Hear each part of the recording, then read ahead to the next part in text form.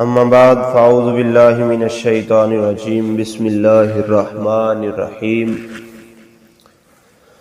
وَاقْتُلُوهُمْ حَيْثُ ثَقِفْتُمُوهُمْ وَأَخْرِجُوهُمْ مِنْ حَيْثُ أَخْرَجُوكُمْ وَالْفِتْنَةُ أَشَدُّ مِنَ الْقَتْلِ وَلَا تُقَاتِلُوهُمْ عِنْدَ الْمَسْجِدِ الْحَرَامِ حَتَّى يُقَاتِلُوكُمْ فِيهِ فَإِنْ قَاتَلُوكُمْ فَاقْتُلُوهُمْ كَذَلِكَ جَزَاءُ الْكَافِرِينَ صدق اللہ العظیم وصدق رسولہ النبی الکریم۔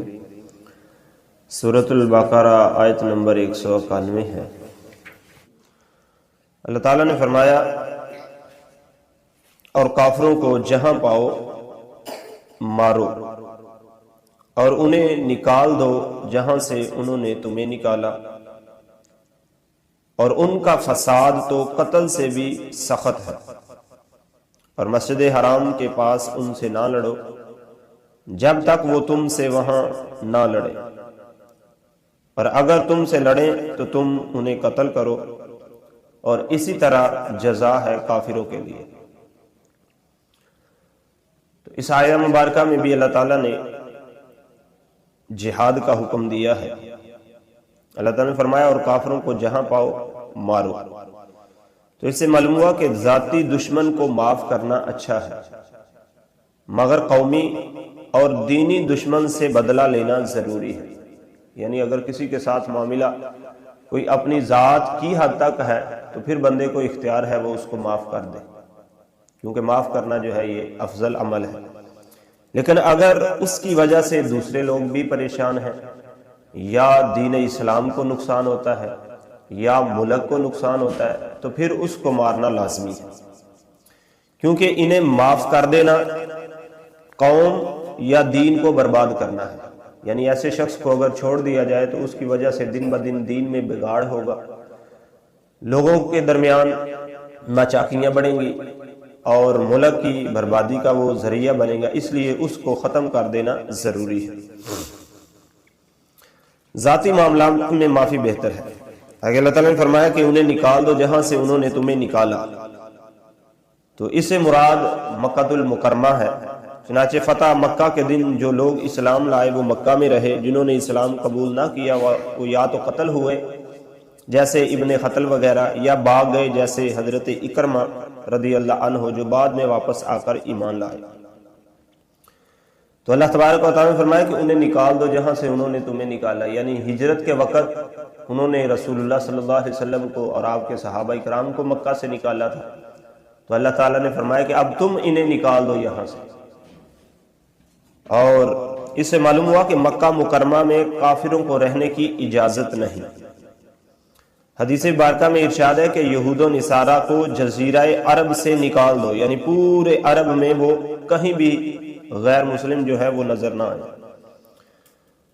وہاں پر صرف مومن رہے جو اللہ اور اللہ کے رسول صلی اللہ علیہ وسلم پر ایمان رکھنے والے ہیں۔ تو اس میں جو اللہ تعالیٰ نے فرمایا کہ اللہ کے پیارے حبیب صلی اللہ علیہ وسلم نے اس آیت مبارکہ کی روح سے کہ کچھ کو قتل کر دیا گیا اور کچھ بھاگ گئے، تو ان میں ایک حضرت اکرمہ رضی اللہ عنہ تھے۔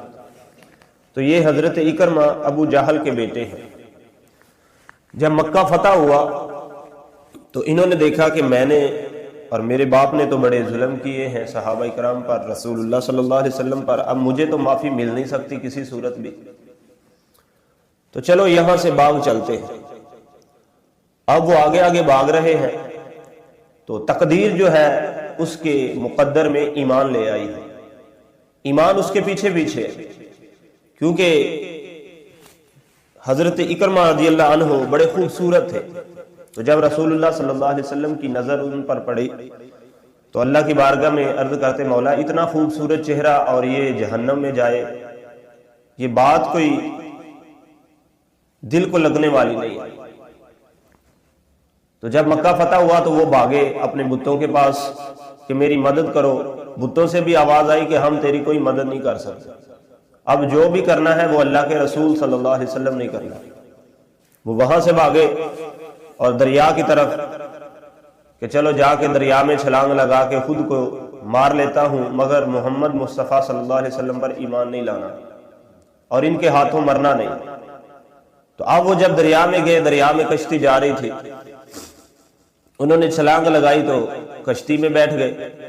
جب کشتی درمیان میں پہنچی تو انہوں نے سوچا کہ اگر انہوں نے کسی طریقے سے مجھے دیکھ لیا تو پکڑ لیں گے، لہٰذا میں دریا میں ڈوبو کر خود کو مار دیتا ہوں۔ انہوں نے چھلانگ لگائی تو اللہ کے حکم سے دریا کے پانی نے ان کو اٹھا کر باہر پھینک دیا، وہ کنارے پہ آ لگے۔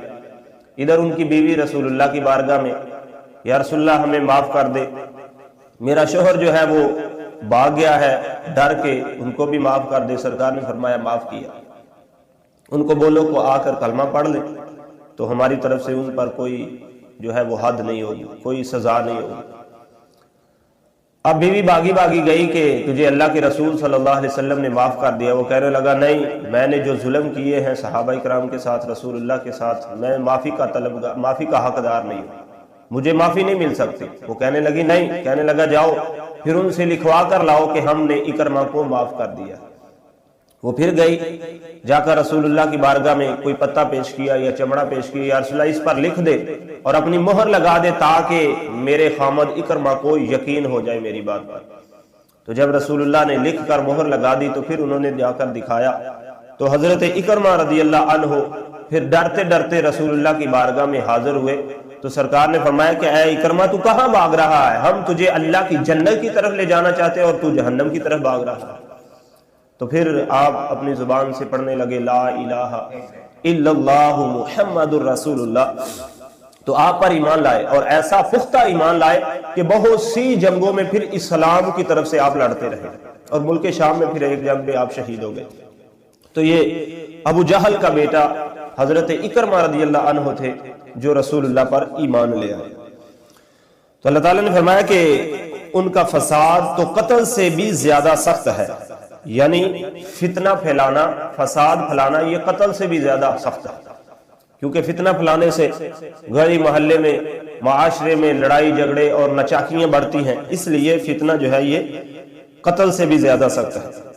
تو آگے اللہ تعالیٰ نے فرمایا کہ مسجد حرام کے پاس ان سے نہ لڑو، یعنی مسجد حرام سے مراد وہ جگہ ہے جس کو کعبہ معظمہ کہتے ہیں، یا وہ مسجد جس میں کعبہ واقع ہے، اور مسجد حرام شریف کی حدود جو مکہ سے کئی میل دور تک چاروں طرف ہے۔ حدود حرم کا یہ اللہ تعالیٰ نے ادب سکھایا کہ وہاں پر جنگ کی ابتدا نہ